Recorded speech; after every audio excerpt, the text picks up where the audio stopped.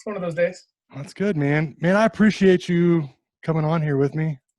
Yeah, man, no problem. I hope I didn't annoy you too much. No problem at I'm, all, man. I'm persistent, bro. That's what I do. I'm a big fan.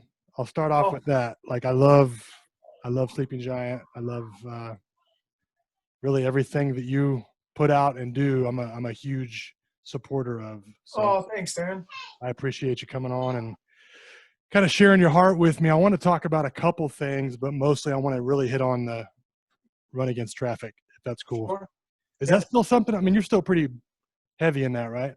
Yeah, man, it's been slow building, but it's a long-term kind of project. So Yeah. we're still very much involved in working with people and doing the stuff. So Right on. Well, I'll get right to it. I don't want to keep you up. cool, So, man. Thank you. are you Pacific time, by the way? I'm in Utah, so I'm mountain. Oh, you are Mountain. Okay. Okay. Better than I thought. Cool.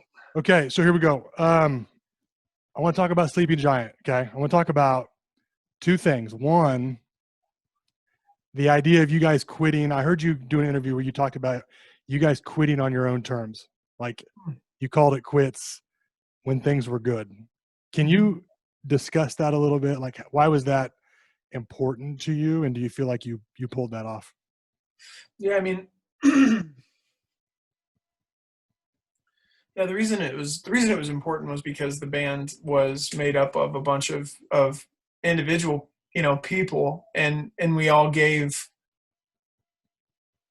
significant time, energy, we gave a part of our life into a thing, and everybody that was a part of the band, for the bulk of the band, there's like four or five of us really. And for all those people, they sacrificed a big part of their lives. They gave offering offering of themselves, even if it was like offering and worship. They gave it to this project called Sleeping Giant. And every band goes through like ebbs and flows, and so because the lineup of the band had changed, we got like three records in, and then two of the main people were at different parts of their life and just were like, yeah, I don't think I can keep going.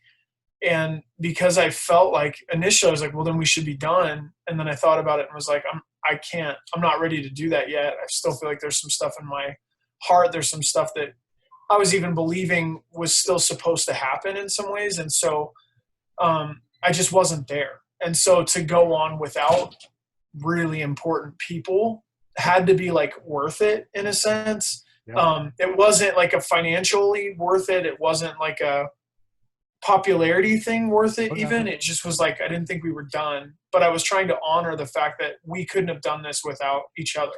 And so I think right at that point actually where JR and Eric felt like they weren't in a position to keep going, I remember calling a mentor and asking, man, I just told him I just feel so upside down because I don't know how to do this without my friends, but I know I'm not done.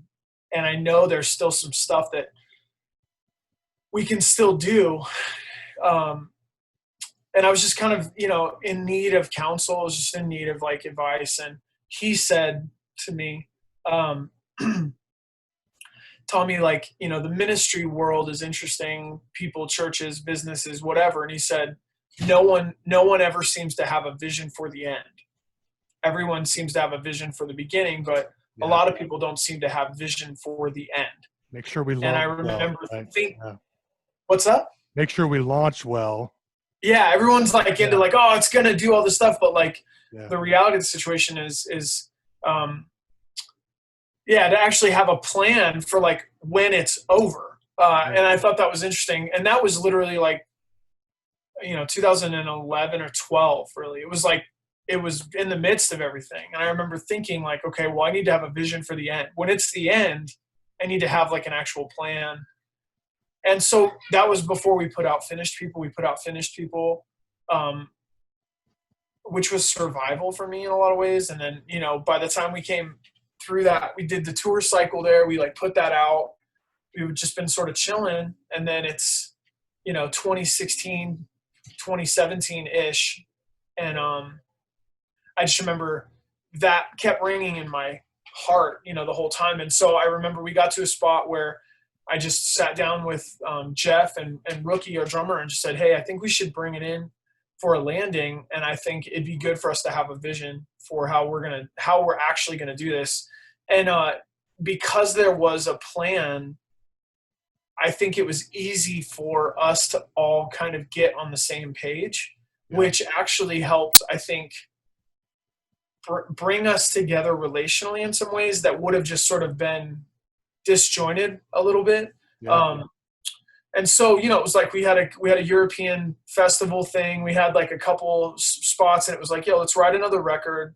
Let's put out, let's see if Face Down will let us land where we started. Let's like really put it together and come back to where we began, and we'll end, 12 years to the date of our first show. And so our first show was my bachelor party show. And I was like, we'll bring it in 12 years to the date. Wow. February 17th, 2018, and we'll be done. And we'll just see kind of how it ends up. And in the midst of it, because Face Down was so generous, they were going to give us a small budget for like a video or something like that, like something online. And we just asked if we could do like a documentary. And so, love it. It was just cool. We got to put out a final record. We got to do farewell shows. We got to put out, a small kind of creative film. And in a lot of ways, relationally, we had the dudes kind of back where we were, and we got to do it together. And I feel like it sort of ended in peace a bit. And that felt like, cool, this is how we should be doing it, because I think I was at a spot where I was like done, personally. Yeah. And so I think it made it very easy to be like, no, man, we're good. Like, we're good. Like, at this point, I've labored through some stuff in this project, and now we're done. And people are like, oh, are you going to come back? It's like, yeah. No, man, we're done. Like, we're done. Like, that offering was special for that period of time. How great were those final two shows? They were crazy, man. I mean, to be honest with you, the Texas date was wild. We had like homies that came from all over the place. We had dudes that flew out from California.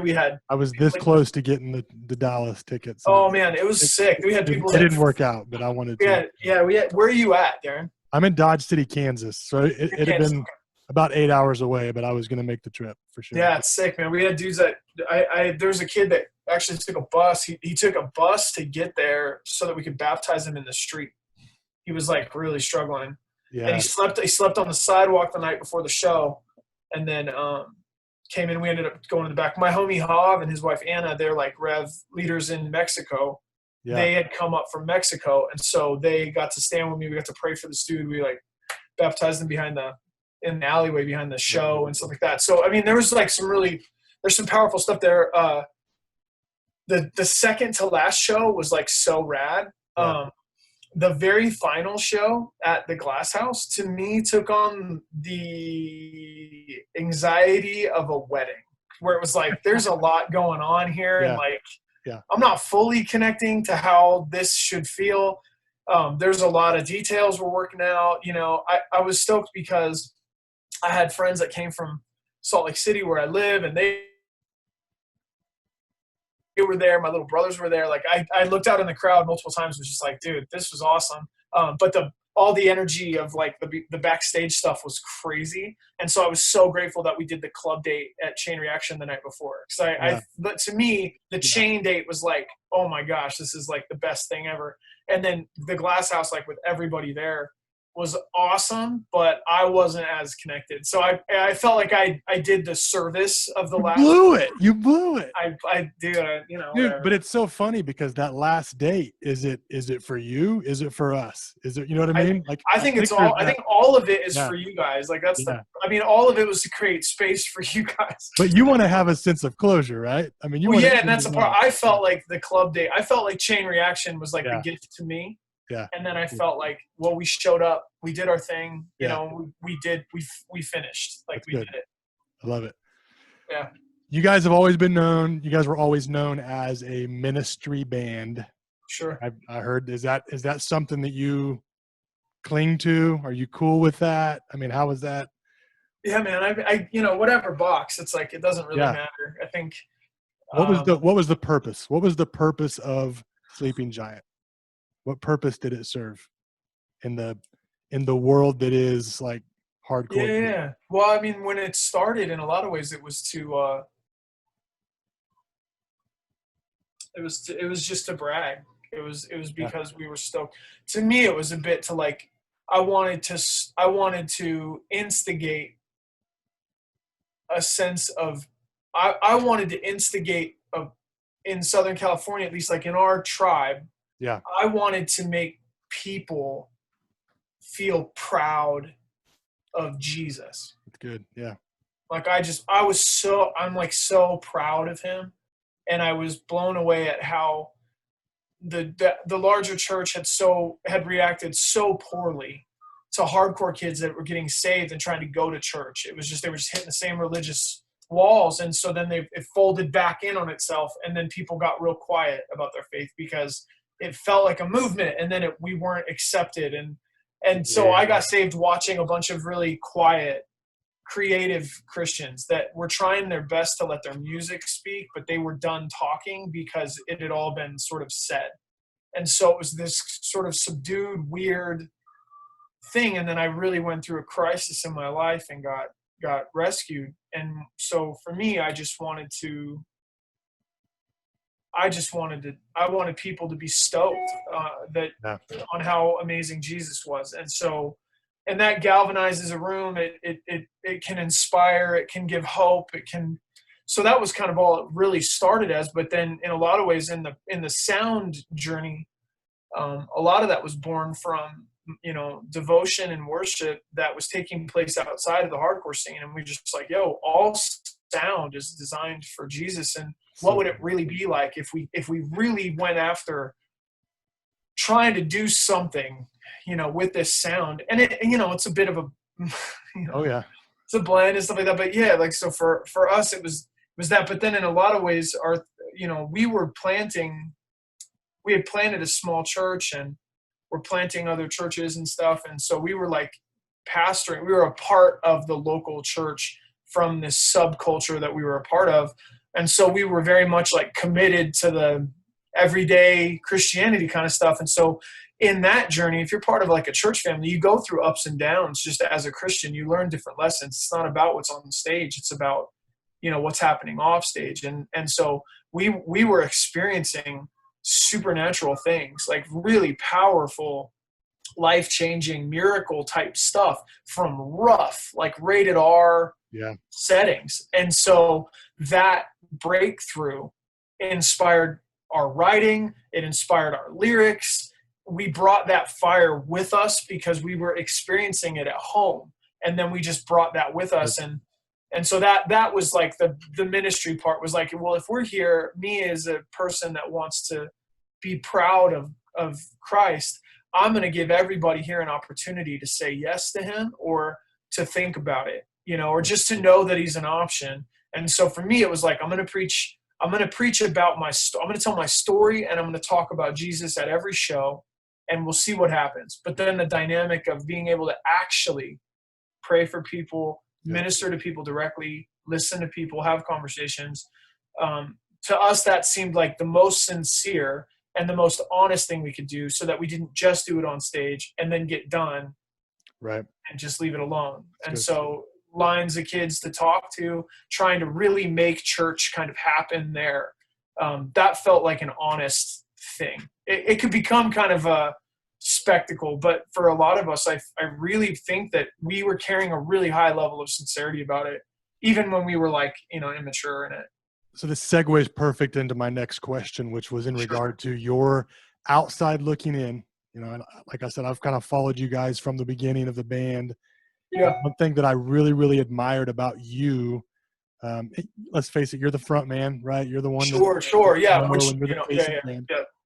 Your honesty and your willingness to just get real and raw, not just through your lyrics, but from the stage with a microphone in your hand. How important was that to the music, but also like just in your life and the things, because I want this to kind of lead into Rev Community a little bit, but how important is it? How important is the honesty and the realness of this thing for you? How important was it for you to be real and honest in the things that you do? I think it's incredible. I think there's no other option. If you're, especially in the hardcore scene, I just think, be about it. And for me, I'm not about, I think, there's a lot, and I've probably gone into probably strayed into a few different spots in all the years that I was sharing. But for the most part, I really always tried to at least even preach, even if I'd get like fiery or weird about something. I always tried to come from, this is my experience, and you can't take it away. It's mine. Yeah. Well, this is what I got, like, I don't know what else to tell you. I'm not here to necessarily sit in judgment on anybody. And I never got super heavy. So for me, the idea was, I was living a lie when Jesus found me. Yeah. And so to realize how deceived I was, I felt like the best way for me to actually preach was to be honest. And that means my weakness, my fears, my hurts, my shames, my life. Like, I will be vulnerable and I will be as transparent as I can be within reason. Yeah. In a place where it's a hyper masculine culture. Yeah. It's a very violent and angry and shame-filled space. It's a spot where everyone's trying to bring the best version of themselves for that room, but not everyone's being honest about who they are. And so to me, the idea of speaking from a place of honesty, from a place of reality, and really being open, to me, that's the easiest way to disarm people that are going to think that maybe it's going to be the same thing, especially because as a band, we're just about to get really stupid in front of you guys. Like, we're going to look really foolish. We are going to be like, we're going to be so Christian. It's going to be so irritating. You got to know that we really believe it. And it's also not, it's not going to be normal. And so I think that's where I went, well, this is my culture. I know this culture, and I know how guarded my own friends are. And so I'm just going to be the first guy to fall apart, and then we'll see what happens. It really de-weaponizes the naysayers. It de-weaponizes almost like the whole, any weapon formed against me, is like going to fall to the ground because this is who I am kind of thing. Well, and again, it's like, in Jesus's goal is to connect people with him by people. And so I think anything that would turn people against each other is anti-Christ, because I think he's like, yo, you're my own, like, we are his only. Yeah. We're like such a not his only, but like we're the only magic that he's got in the room. So it's like, for me, I just think I've got friends that don't agree with me and don't believe in what I believe in. But it's like, I got friends that say, hey, I have a friend of mine who a news reporter came to his house, and there's all these people there. And he's leading this study, and it's full of people in the inner city. And there's like, all these, like, there's thug people, there's people from, what we call like alternative lifestyles. There's all these different people there. And he goes to this couple, it's these two girls, and he goes, so how long have you been coming to the Bible study? And they go, oh yeah, about like a year and a half. And they go, cool. He's like, that's awesome. And like, you guys are, married or whatever. And they're like, yeah. And he goes, well, how long have you believed in Jesus? And they go, we don't believe in Jesus, but we believe he believes in Jesus. Wow. And like, that's the thing of like, Jesus creates these environments where you can belong before you get it.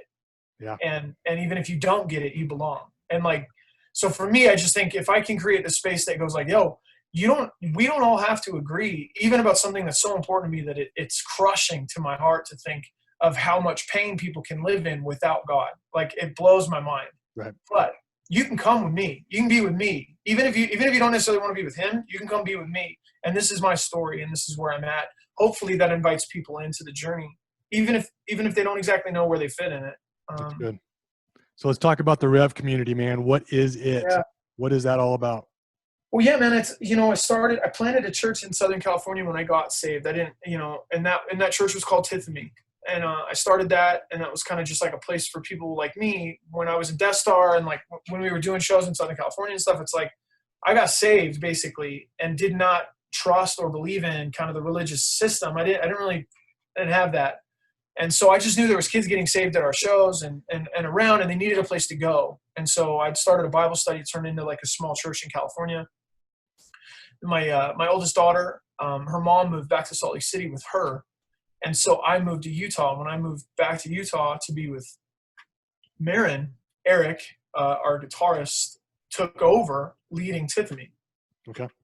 And so I was in Salt Lake just kind of like chilling. And I'd started a ministry and was just sort of going to go out itinerantly and talk. I was just trying to figure out how to do this. And we started a Bible study in Utah. And then that turned into, it's called Revolution Reality Ministries. So, that's too long. That's a really bad name. And so people would just say, are you going to Rev on Wednesday? And so for a while, Rev was just like our ministry in Utah. And then it was like my itinerant thing. But then what ended up happening was we started getting prayer and kind of like almost like prophetic encouragement from people that was like, yo, I think the picture was David at the cave of Adullam. And they said, I see mighty men, people coming to you from all over the place. And they said, I wouldn't be surprised if people from other cities and even other countries came to you asking for help. Wow. And so the first email I got was through Facebook. It was my homie Javier. And it said, Tommy, I didn't know what else to do. So I started a Bible study in the back of my tattoo shop. Can you help me? And so there was like, a home group in New Zealand, and there was a tattoo shop in Mexico. And then there's like a dude in Minnesota, and there's a guy in California, and there's like, and just, it started happening. And all of a sudden, it's not like huge or anything, but just like, they're important people to me. And so it was just like this thing. So Rev went from, Tommy and Krissi's thing to the Rev gatherings, which is now sort of a tribe of small group leaders and evangelists and prophetic people and pastor people and teacher people that are kind of all over the world at this point. And they are, pursuing Jesus in their own way. Some of them are leading ministries. Some of them have made, their family, their ministry, they're launching businesses, they're growing. It's like church and discipleship for leaders. And so the Rev gatherings is now kind of a community of people that are committed to seeing what is going to happen church-wise in the next generation. And so it's sort of it's a bunch of people from all over, and they're all awesome. Yeah, I love it. I've heard you talk about them, and you sound very passionate about your people. I think that's they're great. They've helped save me and Krissi Green's life quite a few times, man. They're good people. How hot is your marriage, bro? It's so good, bro. Here's the thing though, we had like this grace on us when we got married. Krissi and I both, we had been married when we were younger, and we went through like really bad things. And so then to be married to each other, statistically we're destined to fail. For sure. But we had this real connection in the spirit, and we really felt like we really liked each other. Right. So there's a certain level of grace on that. That's cool. But we've really like taken our marriage and our connection pretty serious, and so in a lot of ways we've met with like a dude whose name is Glenn, and he is a dude out in Nashville. He does like marriage connection. He's got a PhD in clinical sexology, so he like helps couples really stay connected, like body, soul, spirit. Like and he's a really good dude. So anybody that wants to help breathe life into our marriage, dude, we're down. So we took it real serious because we really liked each other, man, and we have kids and stuff, so I'm a big fan of how amazing or how deep marriage could be. Yeah. And so I think that's kind of the journey me and Krissi Green are on. So yeah, man, shout out to Krissi Green. Yeah. Shout out. Dude, she's the best. She really is. She's an incredible human. So she sounds cool. Man. She sounds cool. She's great. Okay. Let's talk about Run Against Traffic. I know the story. I've heard you talk about it. Yeah. I listened to you when you were on Sean Bowles' podcast, bro, and you got extremely emotional. Yeah. Telling this powerful story, and it broke me, man. It really did. And this is a topic, this is something that I never really gave two thoughts about, because it doesn't happen here, or it doesn't happen across the street, because I was just unaware. But when I heard your story, and I heard like the passion that you're putting behind this effort and this new thing for Tommy Green, I'd like you to share a little bit about that, about how this started, if you don't mind. I know it's a long a long, hard story, but if you could maybe kind of give me a insight as to where this run against traffic came from, what it's all about. Yeah, man. Well, it's really interesting. I really wasn't aware of what human trafficking even was until 2009. I wrote a song about it for Sons of Thunder right after I had found out. And so we wrote a song called Descending into Hell. Yeah. And that was like probably 4 months after I met a dude. His name was Darin, and him and his wife had adopted a bunch of kids. They had 2 of their own, and then they'd rescued 4 or 5 other children, some girls and some little boys from different parts of the world. And he was a worship leader guy, and he was a boss. And when he started sharing about it, I was just blown away that it was a thing. And my daughter Marin, I think, was like 6 or 7 at the time. And so I'm looking at this little girl going like, no way. Like, I could not believe. And at the same time, I could totally believe it, because I just know it's like, this is an issue within, people, and this is a broken thing. And so anyway, so I found out about human trafficking, and we ended up running the Salt Lake City Marathon about a year later. And our Facebook group, my friend Carrie had said, let's start a Facebook group. And it was just like 3 or 4 of us. And we were just trying to raise, a few $100 for this dude's human trafficking ministry. We were just going to give it to him. So our Facebook group was actually called Run Against Trafficking. So there's some other people doing stuff out here in Utah, and it was like, cool, let's just like support these people. Like, so that was on our radar. Yeah. Years later, I start a YouTube channel for Sleeping Giant, and just to stay connected with our fan base and like preach a little bit and just be available. And through that YouTube channel, Krissi and I were actually contacted by a 15-and-a-half-year-old teenager from France, which I didn't believe at all. I thought it was all like a scam and a joke. Yeah. And we ended up getting her connected with a rescue organization in her area. She's taken out of her home. The counselors contacted us and said, yeah, there's some bad stuff going on. Can you be there for her to talk to her? 'Cause she doesn't want to talk to us. And so we're just blown away that we're even in the midst of this story. She went through a horrific chain of events, and she essentially went from being like, high class kind of, French countryside sort of family, to a broken home, essentially, death in her family, orphaned.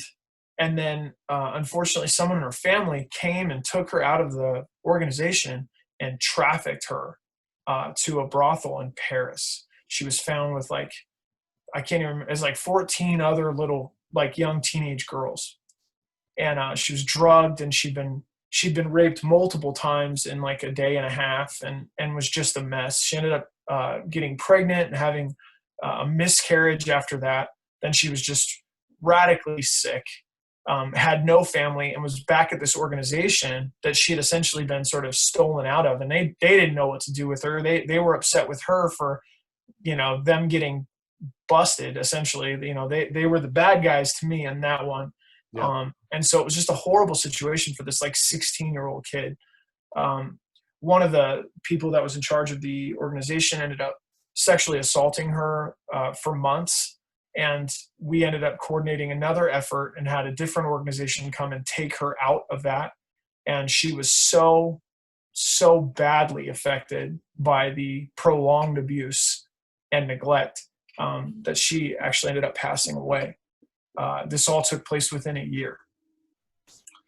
So that was really intriguing for us to watch from the U.S. and the powerlessness of feeling like, man, we're trying to get these people safe, and if you try to get them out and they don't have the resources to get their life put back together again, it's just insane. In the midst of it, because she was so on her own, Krissi and I were both thinking maybe we could potentially make her part of our family. Maybe we could adopt her, and she's it's Europe, it's like a whole other thing. Yeah. So it was wild. So we lost her, and then I was at an event about a year and a half later. It had actually been like maybe 15 months or so and since she had passed, and I was on a run, and I had a friend that started a skate park in Nebraska. And to start his skate park for youth in Nebraska, he skateboarded across the state of Nebraska. and talked about it at schools. And I was like, whoa, that's cool. I don't It's flat. skateboard. It's flat enough, bro. Yeah, it's just It wild, would man. I mean, work. Yeah. he did it. And so I just knew him, and I at that point I was thinking about going out to talk at schools, and he's like, dude, you just got to go out there and share. And I'm like, okay. And so I was thinking about it. So I'm on this run, and I hadn't thought about this girl for a while. It was really traumatic. It was a crazy story for us, and I didn't believe it until much later in the story. If it wasn't for Krissi Green being a consistent and having that mother heart, I think I would have lost the opportunity to bear witness to how horrific this was. I would have checked out because of my own selfishness and my own, like, no, I'm not interested. This is a joke. Like, this can't be real. And if it wasn't for Krissi's character, I would have been able to disconnect from it. It was so outlandish to me what was going on. And so, we go through this as a family, and then it's been a year and, change, and I haven't really thought about it that much. And I'm on a jog for the first time in a while. And all of a sudden I just get this kind of like thing of like, oh my gosh, like, I couldn't skateboard, but like, would I ever run across the state? Yeah. And then it's almost like, I'm going to run across the state. I'm going to talk about it at schools. We're going to write it down in a book. It's going to become a bestseller, and we're going to rescue a bunch of kids. And I just lose it. And I get home and I'm like, dude, I think I can do this thing that my friend Mike had done. Like, I can do. So I call him. I'm like, yo, I'm going to do this thing. And he said, write that book and run your butt off. And so I just decided I'm going to run from the top of Utah to the bottom of Utah in October of 2018. And so this is like, a year before or something like that. Yeah. And I don't know how to do that. I'm not a good runner, and I've only run one marathon. I like running on tour, but that's like a few miles at a time. Sounds awful. Yeah. It's just like, whatever. So, I started training and ended up completing the run in October of 2018. And it was 430 miles from the top of Utah to the bottom. But the goal was I was going to complete this run, and I was going to try to tell people about it so that I could look at the multitudes of men and women and children all over the country and say, I ran across the state.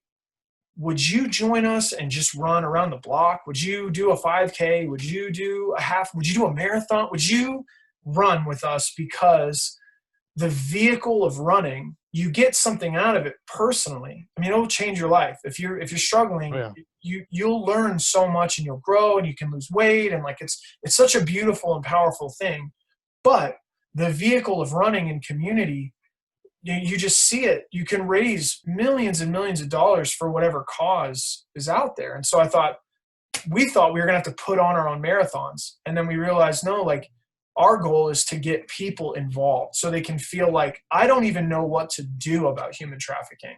Yeah. And I thought, well, buy a shirt and tell your friends and go for a run. And let's start the biggest charity fundraising anti-human trafficking team that the world has seen. And let's raise millions of dollars and give it to the good guys, because if you rescued all of the millions of people that have been trafficked through force, fraud, or coercion, if you rescued all of them, there's not enough places for them to go, and there's not enough resources to put all the broken people back together again if we don't do this together. Like, there's just not enough for one government or one state or one organization. Like, it's just such a big problem. It's going to take all of us. And so Run Against Traffic initially started as an attention-getting thing for Krissi to tell the story of this beautiful human that we lost. I told her I would do her justice before she died. And then I realized that it was Krissi's story to tell, not my story to tell, because I had sort of opted out of the honor of it. And really, it was Krissi. And I said, well, this is Krissi's story, not my story. I'll run, and then she can write this thing, because she treasured this in her heart. And that's how it started. But then in the process of it all, we realized that the vision and the mission of Run Against Traffic is to create the largest fundraising charity running team in the human trafficking space to fund the recovery and long-term aftercare of all of its survivors. And so that's what I was going to ask. What does the money go to? Like, when you give, there's organizations right now. Yeah, there's organizations.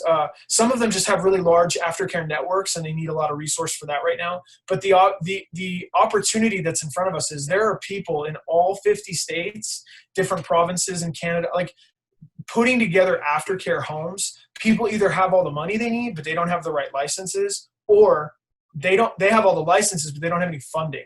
And the country makes it very difficult, because if you just could get paid to get people at your house, that's where people abuse kids. That's where, so it's very highly regulated. So this has got to be like organizations, churches, governments, people, like it's got to be like it's a 10-on-1 beating. Like we all have to jump in and beat up the bully, and that's how it's got to go. So the money goes to established or developing long-term aftercare programs. So it's not just for like education or advocacy. Like a lot of people know about that. There's tons of really amazing organizations, but what we saw was in the aftercare is where stuff falls apart. And that's the problem that we fell in love with. Like, how can we help other people solve this? Because like you said, I have a high level commitment to my sexual connection with my wife. There's horrific things that happen sexually to these people. Yeah. I don't know if I always have all the shelving to handle that. Right. I need like counselors and lawyers and doctors to like do what they do, so we can run and write them checks and go, please do what you can do, and we will do what we do over here. Because I don't have the full, I would probably die if I had to take in everything. It's like, so anyway, so for us, it's like, we will be the runner people, and we will mobilize people to run. Well, and so I think awareness is like huge for this type of, we can talk about racism and something like this. There's not a good person on the planet that's cool with the truth about this crap, about trafficking. Well, and I think the problem is, like with me, I didn't know it was a thing. I didn't know it was something that took place in my town. Yeah, it's like, well, it's one of those things where I live in Salt Lake, and I'm working with the organization that handles that, and with the Attorney General's office and like all this guys. And one of the caseworkers, she said, "What high school did your daughter go to?" And this is in downtown Salt Lake City. And I told her the name of my daughter's high school. And she said, "Yeah, I have like 5 open files right now of kids from the school," because it looks different. If you go to Thailand, you go to Cambodia, you go to like some of these other places, there's just women out front of a bar, and it's just part of the culture. And it's like, man, that's a bummer. If you look at the Old West, it's like, oh yeah, there's prostitutes and booze, whatever. In America, it looks like maybe there's a family that's struggling to make ends. And so the grandma, the grandpa, the mom, the dad, the aunt, the uncle will put the child out as a prostitute and bring them home at night so that they can make ends meet. So it looks different here. Yeah. It's just different here. And so you're exactly right, though. If you were to ask people, the gateway into a lot of the stuff that the police have to enforce with, the police are not able to look at this stuff through any other lens than a criminal lens. They can't, they don't have the ability to take the trauma-informed, patient, compassionate, restorative view, even though I wish we could with our justice system. I want to see restorative justice. I don't just want to see punitive justice. If you see a woman on the street and she's 20 and she gets busted for prostitution and drug offenses, there's a very good chance that she started before when she was a minor, because she got put out by a partner or boyfriend, or so. She made some decisions before any of that. Yeah. And if she's 16, we have more compassion. If she's 18 and a half, it's like, go to jail. And so there's a lot of, in America, we have that, you're blurring a lot of lines, and that's tricky for people to realize. Like, these are people. All of these people are people. The traffickers and the traffickees are humans. And so different responses, but it just looks different in the U.S. And so anybody you talk to in your church, they know somebody that knows someone that's gone through it. I just guarantee it. You are not that far away from someone who has been trafficked. Yeah. Even under your nose, it could just be happening right in front of you. Well, that's good, man. And I appreciate you doing what you can do. That's one thing about you, man. I feel like you have stewarded the platform that you've been given so well. Again, I don't know you personally, but just outside looking in, thanks, Darin. You're a guy who has stewarded what the Lord's given you as a responsibility so well, through the honesty, through the courage, and just going after stuff, man. And I value that. I appreciate that. And thanks, I thank you for that, for what that means. I don't know, but thank you. No, it means a lot, bro. Cause again, I'm a folk culture person, like I'm from a subculture, and I get the bigger world around me, but I'm from the hardcore scene, and I'm a hardcore kid, and it's a culture that I both love and hate depending on the day, but it's the place that I've been kind of given. And so I really appreciate you saying that. I took my tribe as seriously as I could, is what I would say. Tell me about Rev Talks podcast. I know Oh yeah, man, we just kicked it off. We're going to be doing that. I'm just realizing that the digital tribe thing is a real thing, that a lot of people that are searching, I had a mentor who had a dream, and in the dream, he walked up to, there was a woman that came up to him in the dream, and she said, look for the church whose face, and she waved her hand in front of his face, and he was like, what? And she said, look for the church whose face, and she went like that, and popped out of the dream, and the Holy Spirit spoke to him and she said, you need to be on alert. You need to look for the church whose face is changing. Wow. And that was probably 15 years ago. And so when I met him, I took that to heart and was like, cool, I'm probably going to be a part of that changing face of the church. And so in a lot of ways, like even where we're at right now, I'm not out to be a popular like Instagram pastor necessarily, or like I really love people to people contact. I like when people come over to my house for dinner. Like that's riches to me. But I'm realizing that there's a lot of people that interactions online is their primary form of connection. And so I just think that in some ways, like the Rev DNA is small home group, small churches, people being with each other. And so we're going to facilitate every part of this that we can. But the Rev Talks initially was supposed to launch in January before all this stuff kind of popped off. And so we just recently launched the Rev Talks podcast, and it's me and my homie Johnny Giavatti, who's a pastoral prophetic counsel. He's like pastoral and prophetic team from Expression 58, which is Sean Bowles' church. But he's just a comic. He's a performer. He's like one of my favorite people. Yeah. Whenever I was away on the road, if Krissi Green was having a hard time, I'd be like, Johnny, just call Krissi and make her laugh. And he just called. Do the thing. He's just the best. And so, anyways, very intelligent, super good dude. And so we joked about it. And so we're co-hosting it, and then we'll do interviews and stuff. So hardcore people, probably pastor people, faith people, not faith people, like we're just going to have guests on. So I know it's live on Spotify. I think it'll be up on Apple pretty soon here, but the Rev Talks podcast, this is just going to be an extension of kind of our community. So I want to encourage the people to check out Rev Talks podcast. They can please do all the stuff, all the download, all the share it. Tell people. Come on. Do it. Share the love. Tommy, thank you, sir. Thank you, Darin. I appreciate you, and bless you. Thanks, bro. And what you're doing. All right, buddy. Talk to you later, man. Thanks. Bye.